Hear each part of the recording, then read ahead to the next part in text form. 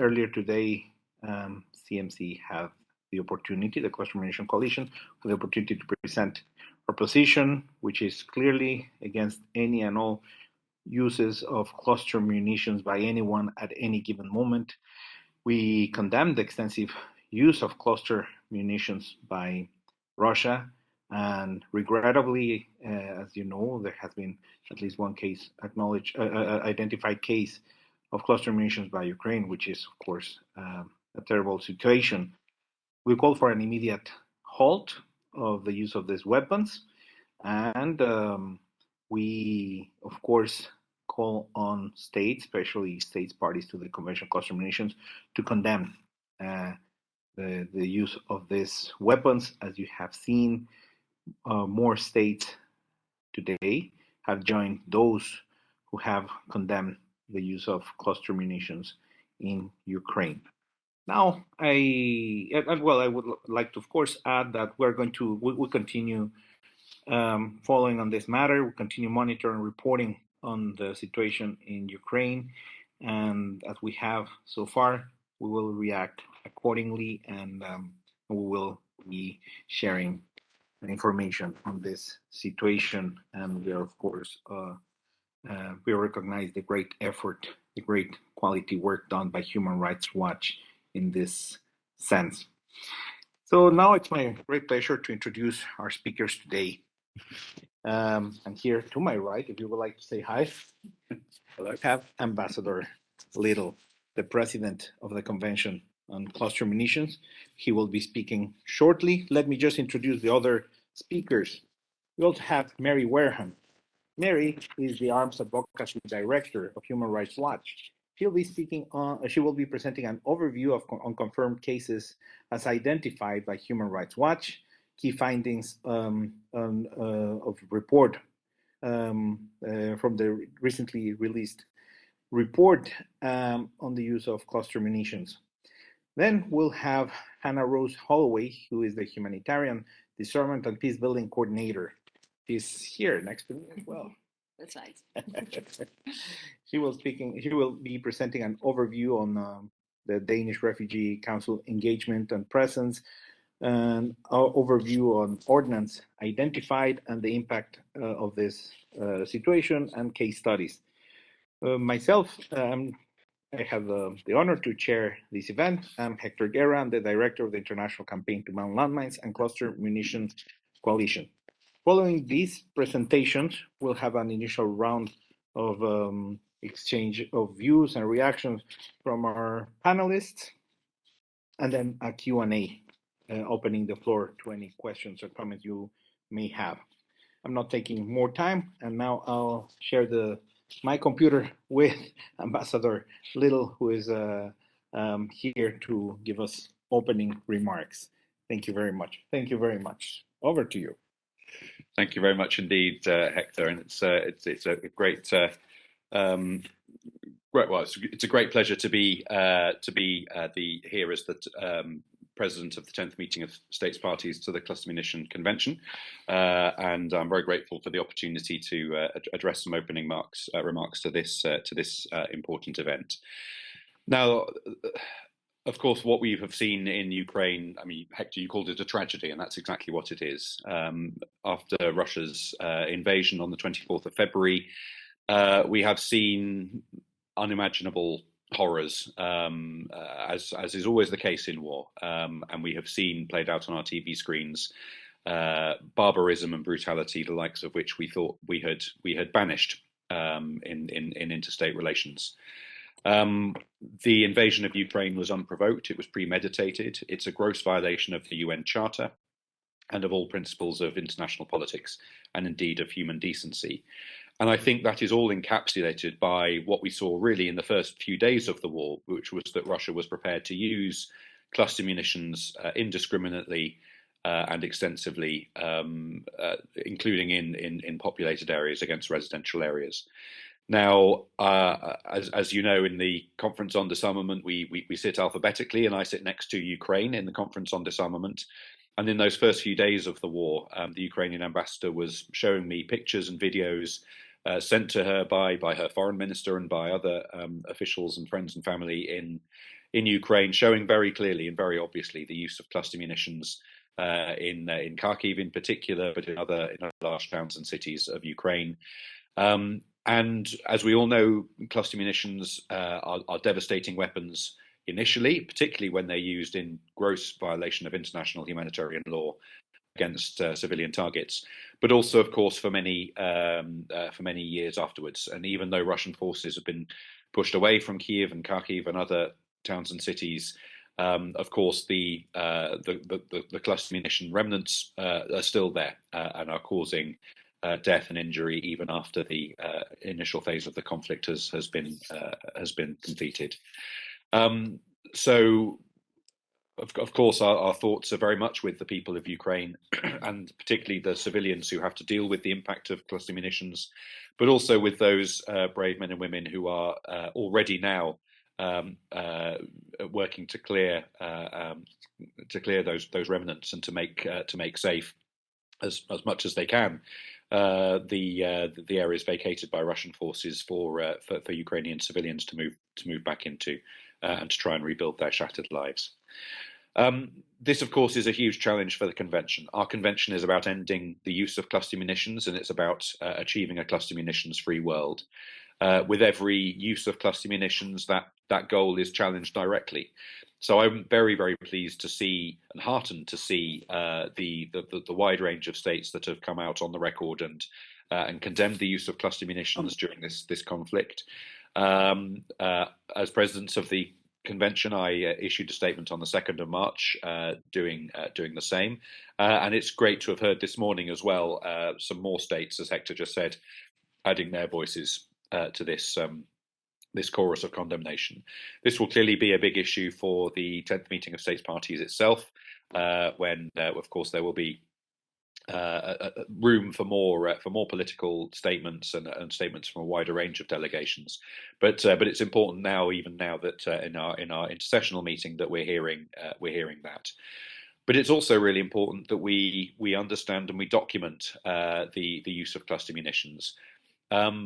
I say that both because it's important that the world understands what is happening and the impact that cluster munitions can have and is having in Ukraine.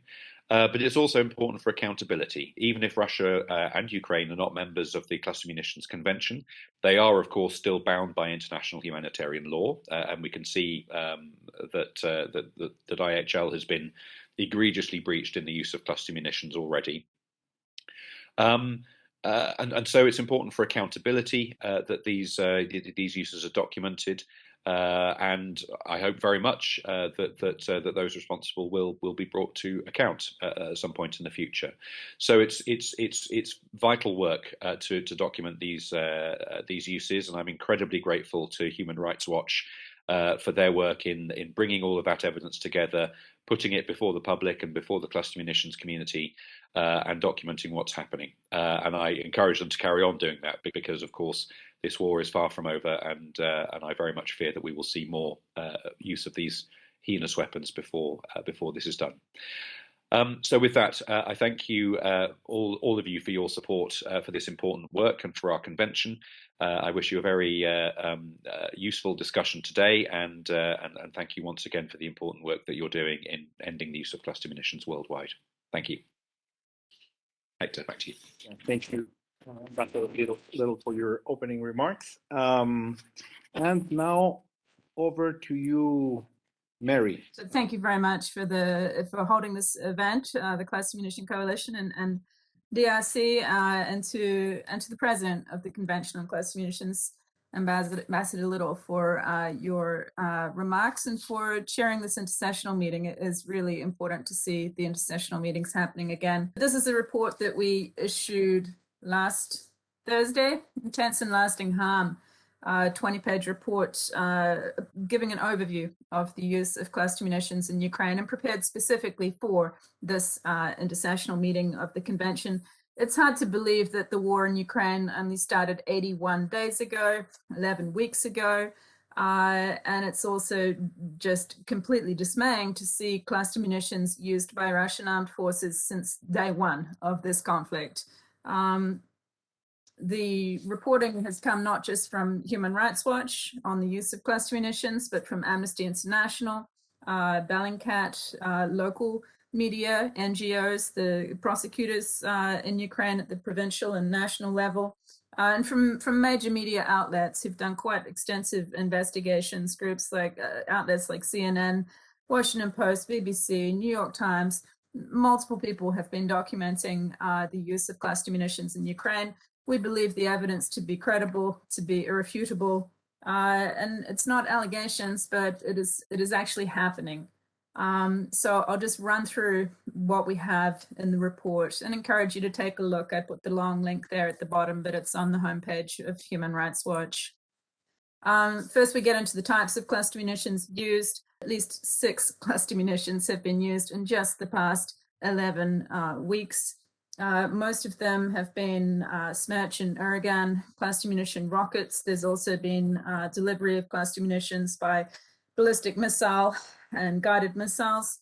And there's been a couple of spottings of air-delivered cluster bombs, but really the vast majority are being fired from the ground and from tens of kilometers away. The submunitions, I've shown a couple of pictures of them. The one on the left, each Smerch cluster munition rocket delivers 72 of those. On the right is 552 in each canister. These are big numbers when you consider that each unexploded submunition can kill and maim an individual, potentially more. And when we know how many fail to detonate as they're supposed to upon impact, but lie and wait. Civilian harm, we list about a dozen incidents that were recorded and caused civilian harm, but we believe that there have been many, many more attacks, hundreds of attacks. We say that because of what we've seen from the state emergency services and other clearance operators, the piles of cluster munition canisters, the rocket remnants that are being cleared and destroyed, as well as the knowledge that only a fraction of what is happening in Ukraine is actually being documented, and especially the stuff in populated areas is, but outside of towns and cities, it's much harder to tell exactly what is happening. But as I said, since day one of the conflict, Russian forces have used cluster munitions. That day, it was on a hospital, and 4 civilians were killed, another 10 injured. 6 of them were healthcare workers. Other hospitals, children's hospitals, have been attacked. A preschool, a line of people waiting in a cash machine outside of a supermarket, people standing outside of their home, people leaving their shelter to collect water, people delivering water to other civilians. Journalists on missions to document the conflict have come under attack from cluster munitions. Médecins Sans Frontières was visiting a hospital in Mykolaiv. When that one came under attack, there was the attack on the railway station in Kramatorsk city that killed at least 50 people. And there was the story of the electrician repairing a power pylon in a small town outside of Kharkiv city when he came under cluster munition attack and was killed. These are some of the examples of civilian harm, but it's not a comprehensive catalogue, and we're not going to be able to document every instance of use. And the report kind of looks at the immediate harm that is caused during cluster munition attacks and the civilians that are killed and wounded, especially when they're outside on the street rather than taking shelter inside. And we just kind of touch on the potential longer term impact by looking at what Ukraine's emergency services are doing, and that's clearing 98,000 items of unexploded ordnance since the beginning of the conflict, and that includes unexploded submunitions and landmines. And it's really dismal to see at least 29 deminers working for them who've been killed in the course of their work, in the course of their demining work. Another 73 maimed or otherwise injured. Some of the dismine clearance or cluster munition clearance work is happening very quickly, immediately after attacks, and some of the submunitions that are being used have got self-destruct features which make them especially dangerous to be approached, and the timing on those, it's unclear exactly when the submunition might detonate. So, these were heralded as technological advances, but really they are causing as much harm as the older types of cluster munitions. Again, this map is likely out of date now, but we do believe it to be correct for the period that's there.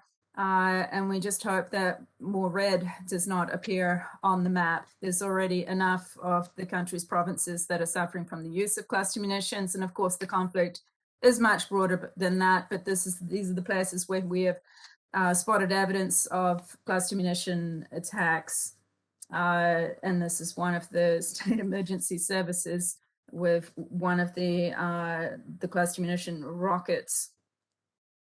I want to talk just a little bit about Russia's response. Its response is that it is not denying that its armed forces are using cluster munitions in Ukraine. Russia has been producing cluster munitions recently. This is a photograph from one of the factories of some of the newer types of cluster munitions it has been producing, and that's adding to the significant stockpile of cluster munitions that Russia has, which we talked about in the stockpile destruction statement today.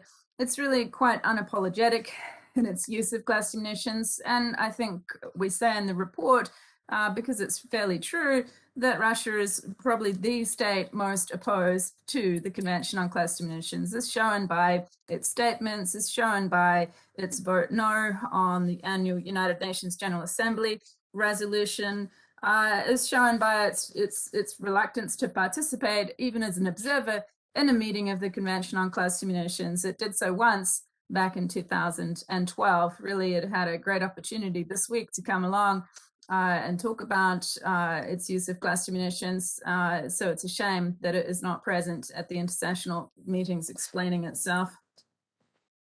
Ukraine has expressed grave concern over Russia's use of cluster munitions in the conflict. We've heard the Prosecutor General describe Russia's use of cluster munitions as being in blatant disregard for international humanitarian law. And she views cluster munitions as a treacherous weapon that operates indiscriminately and causes unnecessary suffering among civilians. That's really good stuff. We want to hear that. But it is also important that Ukraine itself commit not to use cluster munitions, and there is some very strong evidence that has been reported by the New York Times and others indicating that Ukrainian forces have used cluster munition rockets at least once in this little village near Kharkiv city early in March, when Russian forces were occupying the village. And the New York Times received that comment, which I've put on the screen, from the armed forces of Ukraine, saying that, and this was in direct response to the story that they published about the evidence showing Ukraine use of cluster munitions. And basically, unfortunately, it says a little bit like Russia says, that, its use of weapons are in accordance with international humanitarian law. There's no denial there that I can see from Ukraine saying that it is not using cluster munitions in the conflict, and we highly encourage it to not use and to take steps to join the Convention on Cluster Munitions. And it's a shame that it hasn't participated as an observer in a meeting of the convention since 2014. In case it's unclear, Ukraine has used cluster munitions in the past, back in the conflict over East Ukraine with the Russian-backed separatists in 2014, 2015, and both of those parties used cluster munitions in that conflict, many of the same types that we're seeing used today. Just to go into the international response, we put 36 states have expressed concern or condemned the use of cluster munitions. It's up to 39 now. This morning I added Australia, Chile, Slovakia to that list. And there's also a number of countries that have not joined the convention yet that have nonetheless expressed strong concern about the use of cluster munitions, and that's a good example of the stigma that is building. You'll see Estonia, Finland, Georgia, Greece, Latvia, Poland, all listed there, and that's important because they have not joined the convention. But this means only about a third of the states parties to the convention have condemned the use of cluster munitions in Ukraine. As Ambassador Liddle said, this is not over yet. The conflict, potentially the use of cluster munitions, but also the condemnations. And we encourage all states to speak up at the intersessional meetings and use every opportunity to condemn the use. These are the recommendations. I didn't include the ones that we've made to Russia and Ukraine because they're up there as well. We're demanding that both parties stop using cluster munitions, that they take steps to accede to the convention, and we hope that all governments are raising that in their bilaterals with these two governments. We also encourage all governments to use every opportunity themselves to condemn the use of cluster munitions in Ukraine. There's been a number of national statements, some joint statements, but no resolutions yet. And I want to point out that on Syria, where cluster munitions were used for, almost the past decade, more than 140 countries condemned the use of cluster munitions in Syria. And there were 9 United Nations General Assembly resolutions to that effect, and 17 Human Rights Council resolutions, which included specific condemnation of the use of cluster munitions. So I really hope that we can see these condemnations appear in resolutions and joint statements. We want to, I think, remind states parties to the convention of their obligation not to assist any non-state party with any activities prohibited under the convention, so not to assist Russia or Ukraine in this case to use or to transfer cluster munitions. And of course, the best way to defend international law on cluster munitions is to join it. So accede to the Convention on Cluster Munitions, ratify if you've not yet done so, and demonstrate that the treaty is a functioning and effective and powerful instrument under international law by ensuring that it's implemented in all of its aspects. Thank you. There's my email. There's more information. And the next kind of time that we'll be updating this research, we'll continue to monitor it and to report on specific instances, especially where there is strong evidence of civilian harm. But we'll be updating this all in the Cluster Munition Monitor 2022 and encourage you to speak up if you want to be named in that report. Thanks, Mary. Thank you very much. I'll give the floor to Hannah. So first of all, a huge thank you to Hector and the CMC for supporting this discussion and facilitating this presentation today to go over some of the impacts and the use of cluster munitions in Ukraine. As an example for that is being currently utilized today, but of course, as we are well aware, has been used in several locations throughout history.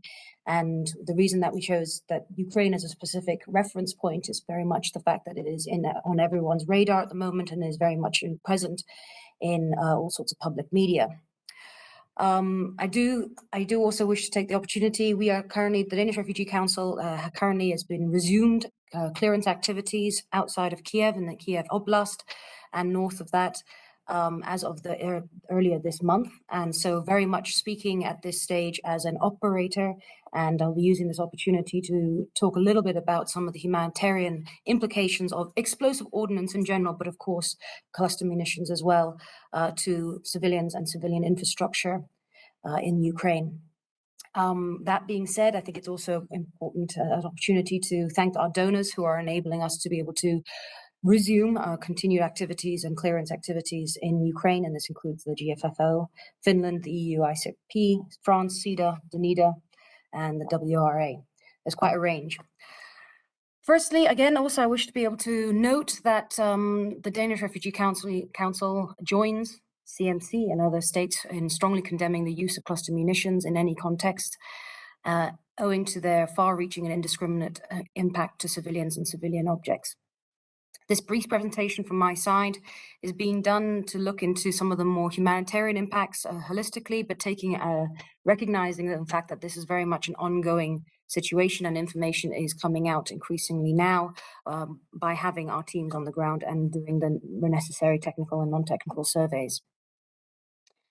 Therefore, as I mentioned, I'm going to be using this opportunity to talk holistically about the humanitarian impact overall, and then trying to focus much more on the impact as we have seen it, as our teams on the ground have reported it in some of the locations that we operate in to civilians and civilian infrastructure. That being said, I will go from here. So just very briefly, I will try not to take too much time, but very briefly to mention a little bit about the overarching humanitarian needs and impact. So this covers everything from the overall humanitarian situation, of which Danish Refugee Council is also part of the emergency response and joins a lot of UN entities and other NGOs, both national and international, in trying to respond and provide support to those affected by the conflict. From there, I'll be very brief and just describing a little bit about our presence in Ukraine, as well as some of our HMA humanitarian mine action response, and then finally looking a bit more, as I say, on the impact of explosive ordnance. So without further ado, to allow an opportunity to provide this overall. As of the 10th of May, the most recent report that UNHCR has released, it has been estimated that 5.9 million people have been recorded to have fled from Ukraine into neighboring countries and further afield. However, authorities have also reported that certainly in the last month, that some 1.5 million civilians have returned back into the country. Internally, within the country, 8 million have been internally displaced, and 13 million people are estimated to be stranded in affected areas or unable to leave due to heightened security risks, destruction of bridges and roads, as well as a lack of resources or information to find safety and accommodation. Inside Ukraine, many people who are trapped are unable to meet their basic needs, including access to food, water, and medicines. And the delivery of life-saving aid remains a challenge, with a lack of access amongst, as well as other challenges. As of the 9th of May, the Office of the UN High Commissioner for Human Rights recorded 7,061 civilian casualties in the country, of which 3,381 were killed, and this includes 235 children, and 3,680 have been injured. Of course, these are very much, I would argue, estimated figures as the situation and the context continues to be able to try and assess and respond and identify the context in this ever-changing situation. DRC, as some of you may be aware, and also I maybe should probably mention the fact that the many people who operate within the mine action sector know of DDG, the Danish Demining Group. We've recently had a restructuring, and this is now titled as HDP, Humanitarian Disarmament and Peacebuilding. I only mention this because some people might find it confusing when they say, well, since when is DRC doing clearance activities? We are part of DRC, and indeed has this sector covering disarmament and peacebuilding. So very briefly, the DRC has been operating in Ukraine since 1998, implementing a range of activities within the humanitarian scope, including protection, legal assistance, institutional development, and economic recovery programs. In 2014, DRC was the first international organization to respond to the acute challenges posed by explosive ordnance, and since then has engaged in HMA, victim assistance, advocacy, and explosive ordnance risk education. Last year, we received our reaccreditation to provide EORE and implement all processes of humanitarian demining, with over 100 staff dedicated just to humanitarian mine action. Since the start of the conflict in Ukraine, DRC has expanded its HDP response from Luhansk to the whole country. I should also mention that, please forgive me for my mispronunciation of certain names. DRC has been, as mentioned, it's very important to mention the fact that prior to obviously this conflict that's ensuing now, the rates of contamination had allowed Ukraine to be in one of the top 5, while they were isolated to particular locations. For the most part, we're now experiencing a situation where ever expansive and much wider range area is now covered in unexploded ordnance. And as already previously mentioned by Mary, the percentage of ordnance which is unexploded on impact means that the situation has now just been greatly exasperated and is going to take an awful long time to be able to try and clear and create a situation of safety for communities. Just very briefly again, at the beginning of May 2022, we've been able to resume our clearance activities with 30 deminers on the ground, focusing at this stage in and around Kiev Oblast. These operations intend to be scaled up, but it is indeed very much security dependent, and we are working with a lot of national and other international bodies to be able to ensure coordinated and effective response. The majority of these findings presented today are based on needs and capacity assessments that were conducted between the 18th of March and the 3rd of April in 11 oblasts and on 2 city administrations, Dnipro and Odessa. These assessments that were conducted covered, as I mentioned already, the range of humanitarian issues. So this is everything from protection concerns to livelihoods concerns to infrastructure and development. So and of course, humanitarian disarmament and peace building. So what are we doing? Here we are. So at the moment, we are delivering explosive ordnance risk education, EORE. We've launched initiatives in Ukraine that include self-paced online courses for children, adolescents, and adults. And this was very much kicked off from the start of as much as possible, the start of the conflict ensuing, in order to try and reach as many communities as possible through a variety of different mediums, to be able to better equip those who are still stuck in locations and to be able to identify and better prepare themselves to be able to react and how to understand and be more safe when engaging and identifying items discarded on the ground. We have online EORE sessions delivered by the DRC EORE trainers in cooperation with Ukrainian diaspora organizations. We've produced and distributed information materials. This includes leaflets, posters, and DRC EORE teacher manuals and online training of trainers for teachers. And initially, certainly at the start of the conflict, the impact on telecommunications and the information that was coming out certainly meant that we had to rely on a lot of alternative means rather than the traditional one-on-one faced risk education programs that we would usually do in locations of high contamination. However, this is something that we're hoping to be able to resume at the moment. We're currently poised to deploy 4 DRC explosive ordnance risk education teams to conflict-affected regions to conduct community liaison and provide direct community and school-based sessions, as well as door-to-door rapid sessions, introducing and providing information on safe behavior and safe practices amongst communities at risk of explosive ordnance. We are also supporting the victim assistance programs and interventions in the area by identifying and coordinating with other humanitarian actors and national entities for case management and referral systems. This means that essentially those survivors of explosive ordnance to be able to look at the, which therefore as a survivor, the implications will be more than the immediate medical support that will be required, but also it's going to be a much more longer term focus and everything in terms of if it's prosthesis down to reintegration and economic opportunities and livelihoods. Just very briefly, just to give, as I mentioned, we have our teams on the ground at the moment and a few stories that are coming out just to bring it home a little bit. There has been already several stories that have come out just regarding the fatalities of those who come across different explosive ordnance. And these include following the withdrawal of hostilities of our military forces. An example here was that a family of 4 were traveling by car to try and get to another neighboring village to buy food and other supplies to their own community. And when crossing a small bridge, their vehicle struck an anti-vehicle mine, killing both the parents and severely injuring 2 of the children in the back. Due to the high rates of contamination around the villages, it took several hours and a 2-hour detour for community members to try and find a safe passage off the main tracks and roads, which are highly contaminated, and to get the children to emergency medical services. Unfortunately, in this particular case, one of the children succumbed to their injuries and passed away. This is just an example of some of the implications of such contamination and ordnance, whereby access to be able to provide humanitarian aid or to be able to flee are coming up time and time and again as examples of some of the rates of contamination and unexploded ordnance.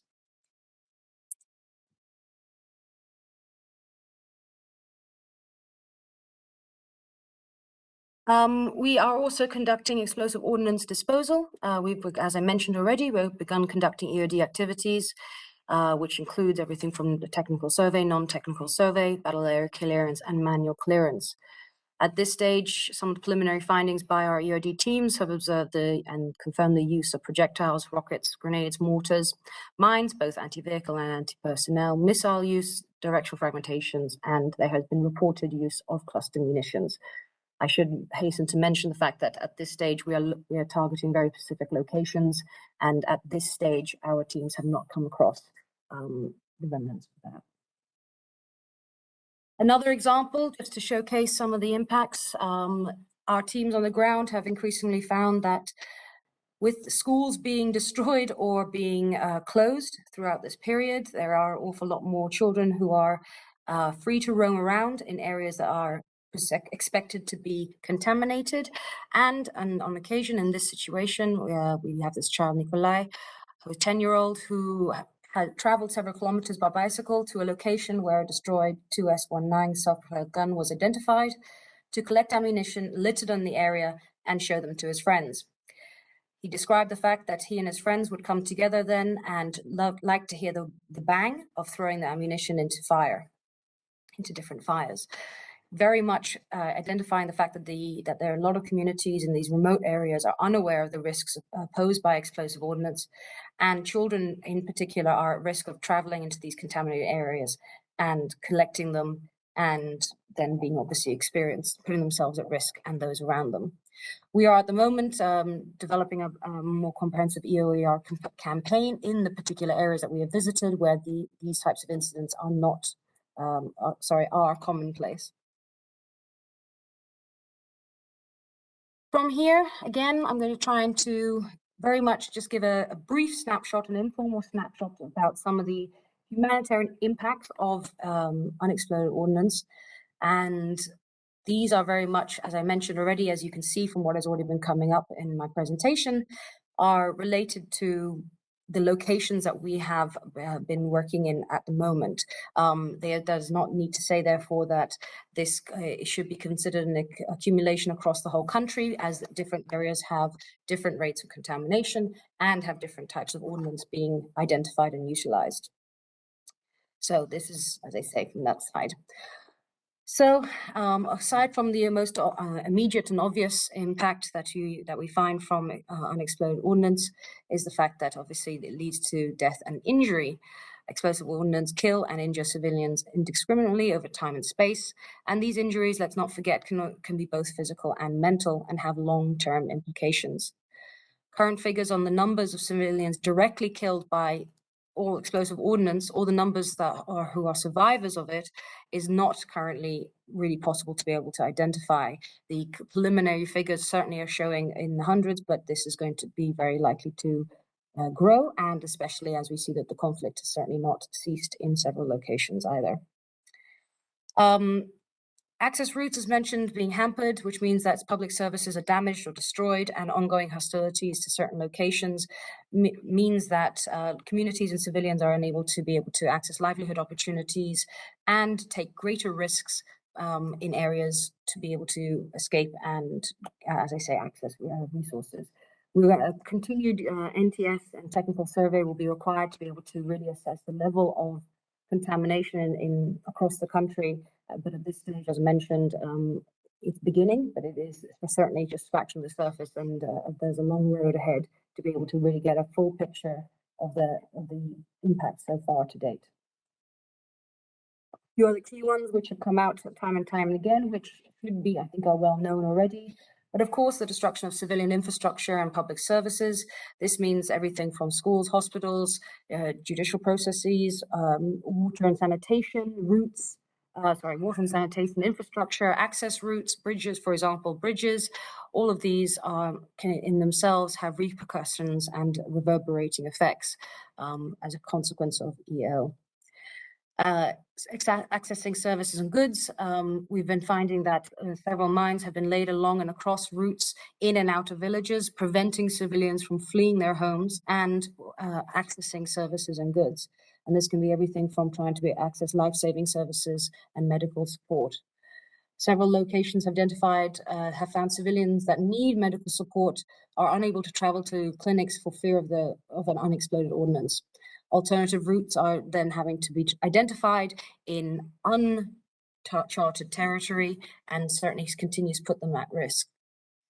Food and non-food items are unable to be brought in. So this talks about the humanitarian aid and support trying to be able to get into certain locations are similarly being hampered as a consequence of unexploded ordnance and explosive ordnance in the areas.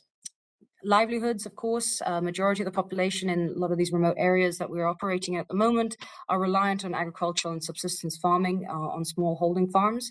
And the confirmed presence of explosive ordnance in open areas have prevented access to these farmlands and have interrupted growing seasons, which means that the situation on the ground at the moment related to food security is getting ever worse as we keep going further into the conflict. And also, as mentioned, provision of aid has been interrupted and delayed as a consequence of explosive ordnance. Displacement, as we know, as mentioned even from the first slide regarding the total numbers as presented by UNHCR, means that large areas have evidenced mass movements of civilians to safer locations in the West and or into neighboring countries. I realize that the sentence is missing at the end, but of course, as a consequence of this, with displacement and population movements, a whole host of humanitarian risks similarly will apply. And this can be everything from access to legal recourse to being able to engage in protection concerns. So unfortunately, at the moment, there is also increasing reports coming out of child protection and SGBV concerns across the country. And certainly amongst those who have been able to flee into neighboring countries reporting incidences themselves. The impact to the environment, at this stage, the biggest concern is the fact that certain infrastructure regarding water and sanitation have been damaged, and this in itself can lead to outbreaks of disease and health situations. As mentioned, these are very much the preliminary things that are coming out from our field teams. I would argue that the list of humanitarian concerns holistically is much larger and covers a whole host of issues, and the presence of explosive ordnance and unexploded ordnance have greatly contributed to a whole host of humanitarian concerns and issues, which are very difficult to be able to try and navigate and manage in the current context and situation. Finally, I guess it's really important to mention that we, as an organization, certainly stand by and are part of an agreement to the role of the Cluster Munitions Convention, and we do believe that all parties to the conflict have an obligation to respect IHL and protect civilians. Principles of humanity, distinction, and proportionality must be upheld by all actors. In addition, diplomatic efforts must aim at putting an immediate end to armed conflict. We condemn the use of cluster munitions and anti-personnel mines, internationally banned weapons, and call on all parties to stop the use of explosive weapons with wide area effects in towns, cities, and other populated areas due to the high risk of harm to civilians and civilian infrastructure. We similarly wish to ensure rapid, unhindered, and principled humanitarian access to those and for those affected by the conflict to enable the protection of the rights and meet the needs of civilian populations. Parties to the conflict that have an obligation under IHL to ensure humanitarian actors can safely reach populations of concern to deliver principled humanitarian assistance. I will leave that on this note. There's probably going to be quite a bit more that can be covered. I should also mention that all these photos are actually from our different teams on the ground, and gives you a little bit of an indication of the types of ordnance that's being witnessed and the level of destruction that they have caused. All right, thank you. Well, thank you very much, Hannah.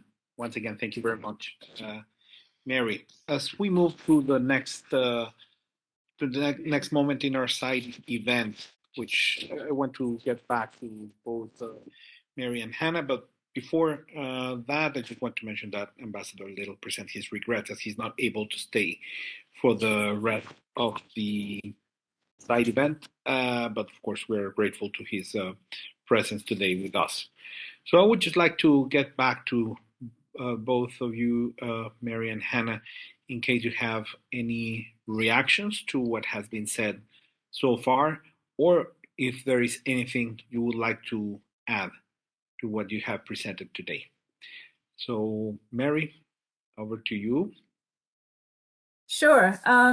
I mean, we've been preparing these briefings for conventional cluster munition meetings for the entire, history of this young convention. And in previous years, I'm thinking 2015, 2016, sometimes our report would be packed full of examples of use in a single year in countries such as Libya, Yemen, Syria, Ukraine back in 2014 and 2015.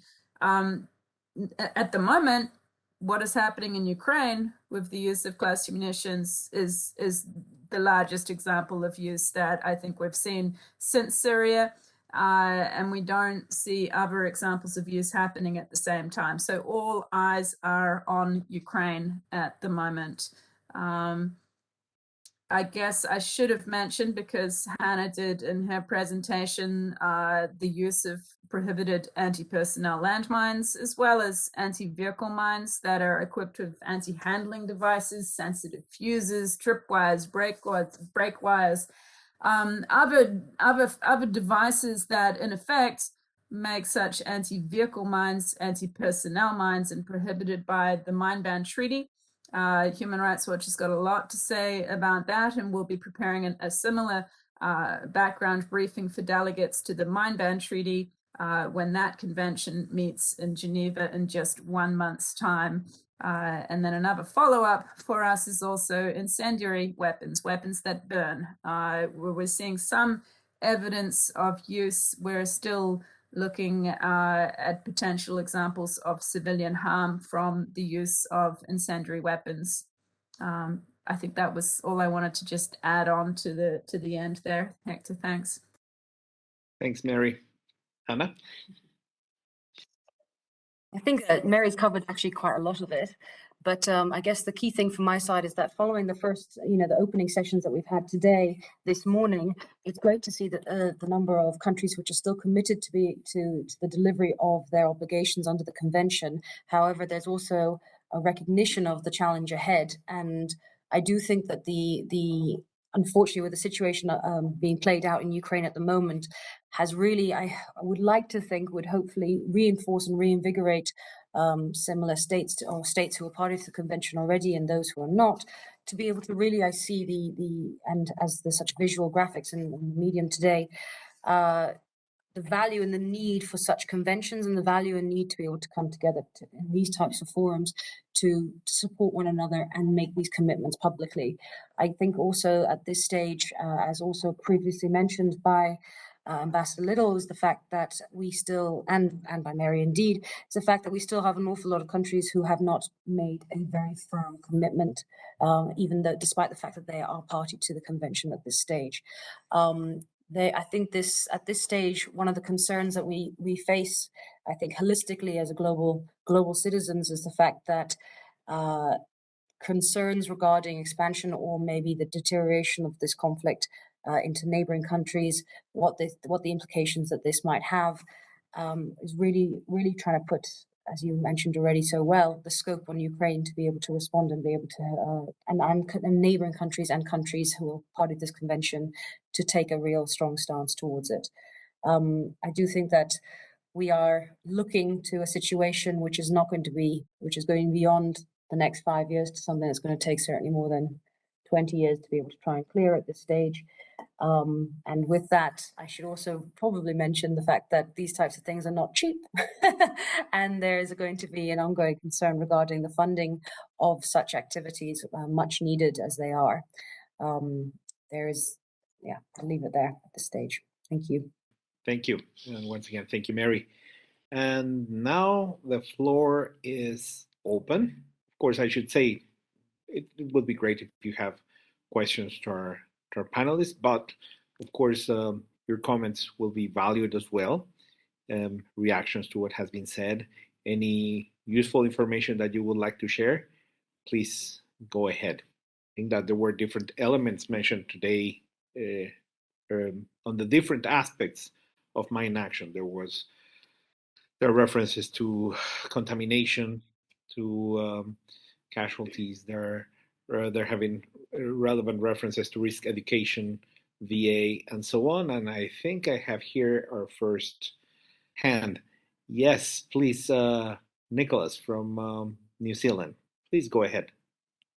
Thanks very much, Hector. And thank you, Hector, CMC, to you for organising this fantastic side event. It's been really, really excellent to hear the perspectives. And thank you both to Mary and to Hannah for sharing those presentations. I think there's a lot of valuable information in both of them.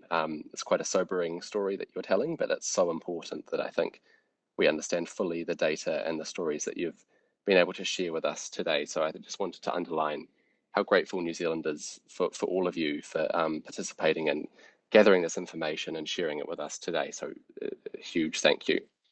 I think as many know here, New Zealand's spoken out loudly during the current conflict in Ukraine and condemning the use of cluster munitions, initially just by Russia, but that has subsequently also changed to condemning both sides' use of cluster munitions and calling out the breaches each time they've happened. And we have done this right up to ministerial level. So I think that's probably no surprise to anybody in this group. I guess my question, and I think it's probably best suited, well, it can be to anybody, but I had thought about Mary potentially answering this, and that's in terms of, that's because her presentation kind of got into this area, and that was what more can states that are strong believers in the norm and strong believers in the convention, what more can we do in terms of organising beyond kind of condemning and condemning at every opportunity and not undervaluing that, but what more can be done? And I think you spoke there around UNGA resolutions, for example. So I wanted to hear perhaps your perspectives there. And then the other idea that I kind of have got in the back of my mind is potentially also using regional processes. And so, for example, for New Zealand, that would be the Pacific Island Forum. So when it thinks about what language it wants to use this year, that for the forum and leaders at the forum, in terms of calling out the conflict, potentially that's one angle that we could try as New Zealand to insert into that communique as a recognition of the fact that cluster munitions have been used. But I'll stop there and really interested in anybody's views. Thanks. Thank you very much, Nicholas. And before handing the mic over to Mary, and Hannah, indeed, if you have anything else to add to Nicholas' query. So I just want to thank Nicholas for taking the floor, and especially thanks to New Zealand, and thanks to New Zealand for supporting the work of ICBL CMC, and especially of our landmine and cluster munition monitor. Thank you very much, Nicholas. Thanks, New Zealand. Over to you, Mary. Thanks very much, and thanks for the question, Nicholas. Thanks to New Zealand, to Sam Ambassador for calling this out, to Ireland's Foreign Minister, to Italy's Foreign Minister. High-level statements matter, much as we love officials. It does matter to hear this at the highest possible level, and we have heard condemnations also at the Security Council, at the General Assembly, at the Human Rights Council. Not much at the Conference on Disarmament, but the Convention on Cluster Munitions is the place to do this. So if you're a state party and you're sitting there and you haven't done it yet, please do so or reflect what has been said this far. What more can we do? I've mentioned resolutions and given the example of the ones that were passed, not specifically on cluster munitions, but included a condemnation of the use of cluster munitions in Syria. And those from the General Assembly and from the Human Rights Council. I should have mentioned the European Union has been strong on this, and I think that's why we saw those European non-states parties speaking up on this, and that's been good. It really helps when you, as a government, acknowledge credible reports that have been issued on this and draw attention to them. I hope that there can be some good preparations between now and the 10th meeting of states parties so that we hear more condemnations there and more joint statements. but definitely from regions, definitely from the Pacific, from African states, from Latin American states. I think that matters too. But this is somewhere where I think we need some joint brainstorming on this. It's hard to keep up the energy, and this is one thing I think that we're finding at Human Rights Watch is the people who worked on Syria now understand what we're facing with Ukraine. It's potentially a long road ahead, and it's hard to keep up the public attention as crimes happen and atrocities happen and as use continues. But to stigmatize use, we have to make cluster munitions, controversial weapons and point out that they are prohibited at every opportunity. So we don't want to be really hearing about indiscriminate use of cluster munitions. They are indiscriminate weapons in their effects when they're used in populated areas, and from the duds when they detonate from the proximity of a person. Yeah, I'll leave it there, but it was a good question, Nicholas, and you'll be hearing from me with more suggestions, I'm sure. Right. Good stuff, Mary. Thank you very much. Hannah, anything to add to that?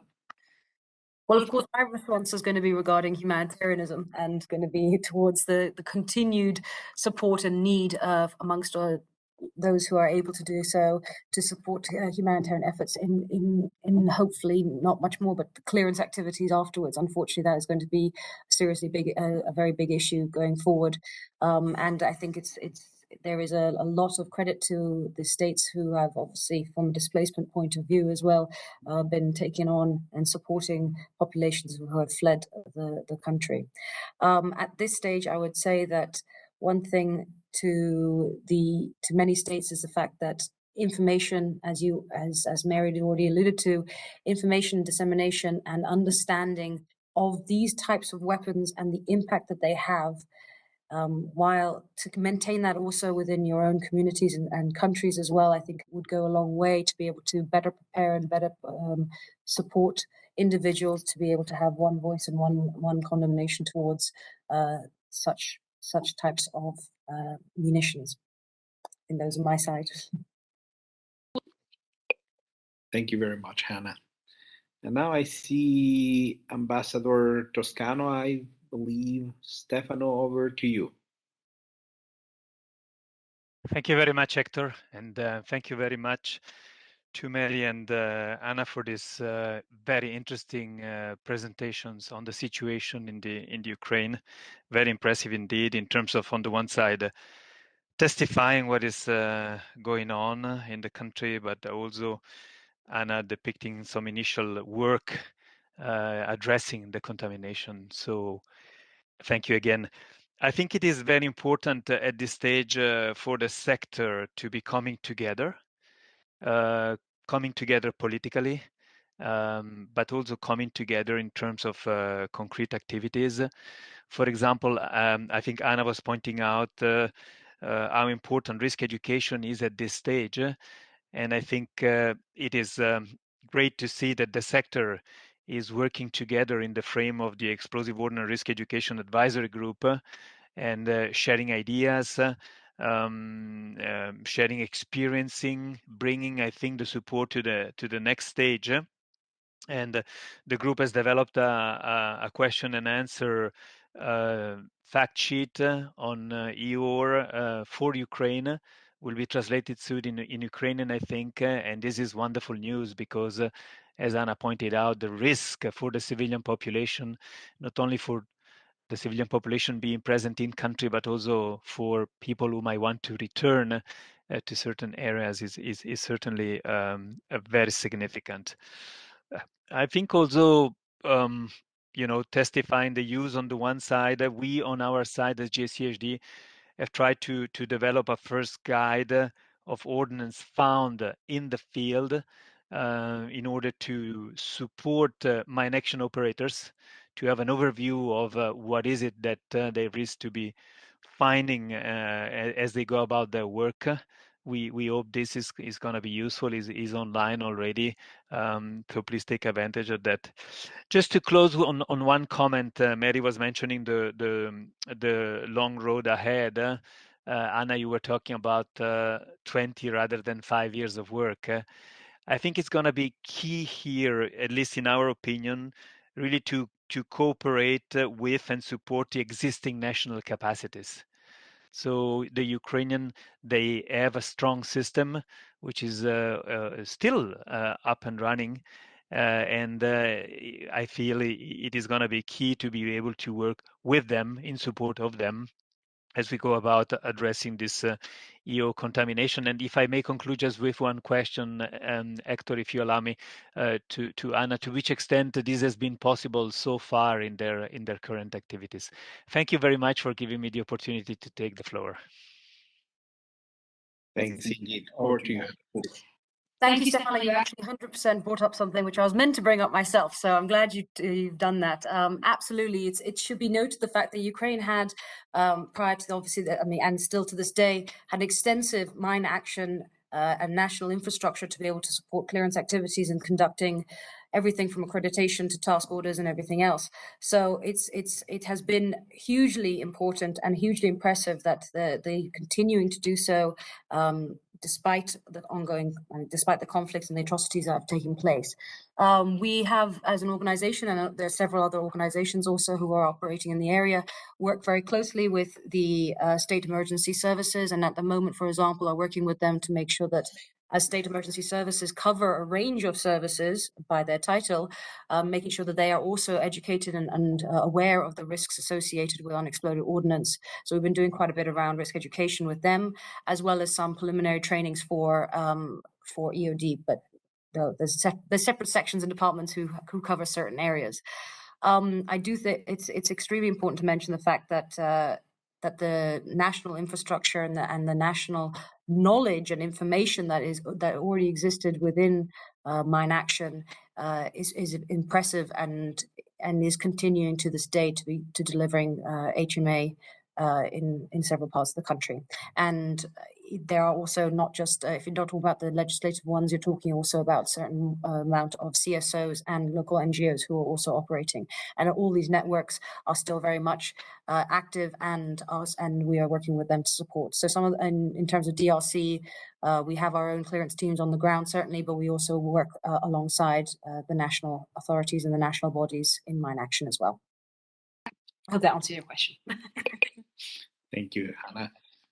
Mary, anything you'd like to add? I just wanted to say thanks to the Geneva International Center for Humanitarian Demining for this explosive ordnance guide for Ukraine. I note that it's the first edition. I expect that means there'll be second, third, and fourth editions coming, but you've already got 150 pages of different explosive weapons in that guide, and I think it'll be a helpful publication. So the more guides, the more publications, the more documentation. I'm curious as to whether everybody's using the IMSPA system and if there's good and strong coordination between the NGOs together with the state emergency services.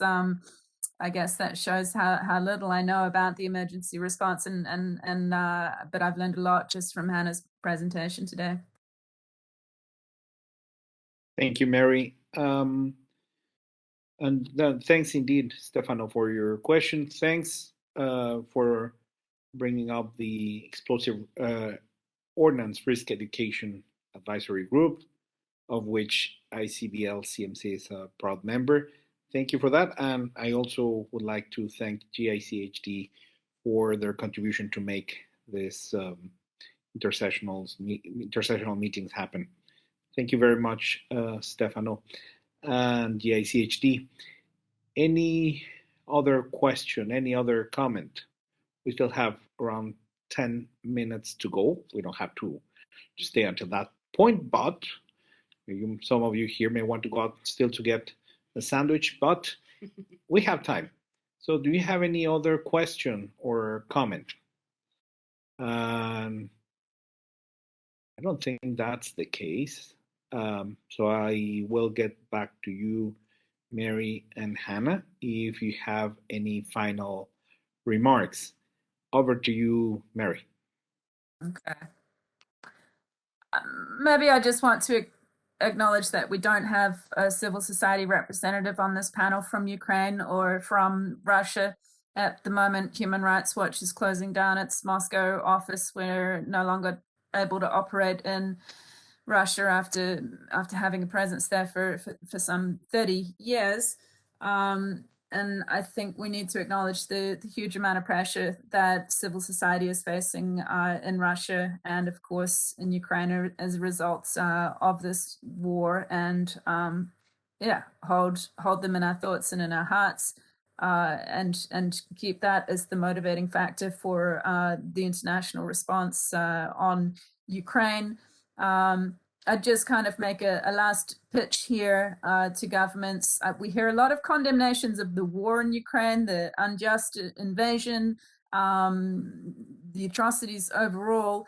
And some countries, I'm going to name one, which is Japan, has said, therefore, we don't need to condemn cluster munitions. I'm sorry, but you don't get off the hook. If you've signed up to a convention prohibiting cluster munitions, those weapons are being used, you do need to have and say explicitly that you object to that use. This is what builds the stigma. This is what creates the emerging norm against any use, also production, stockpiling, and trade.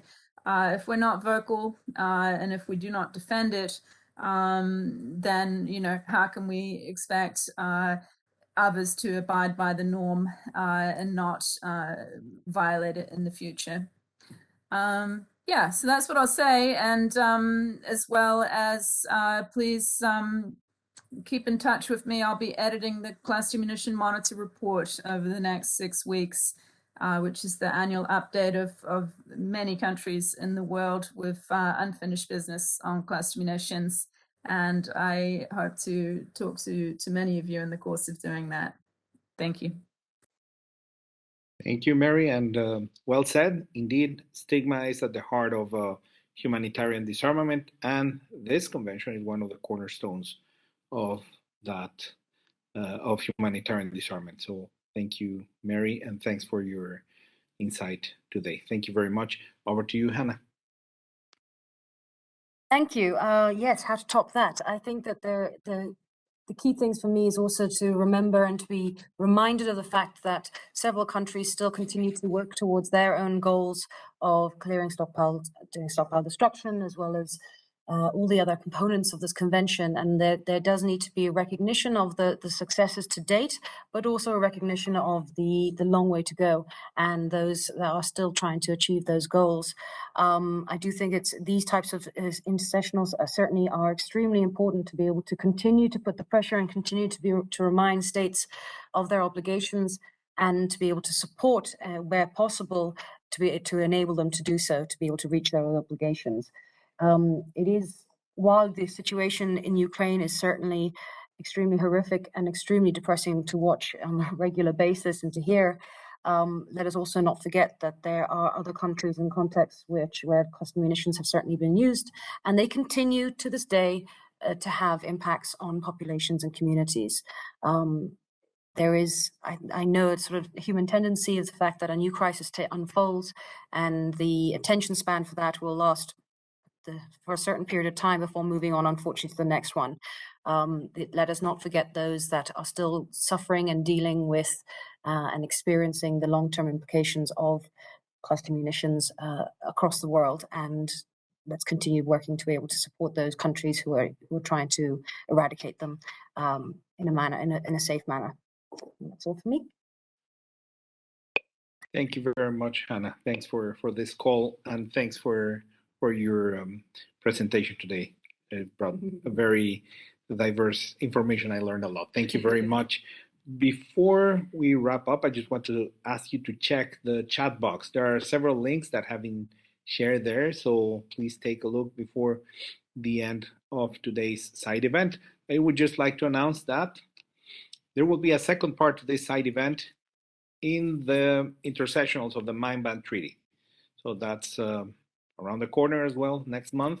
So we'll be announcing this in due time and sharing information, and we'll look forward to seeing you there. Indeed, the focus on that one will be on the use of landmines. I don't think there is any other request for the floor. So all that is left for me to say is thank you. Thank you to our panelists, and thank you all for having joined us today in this very interesting discussion. Once again, thanks to our panelists, and we'll be seeing you around. Thank you very much.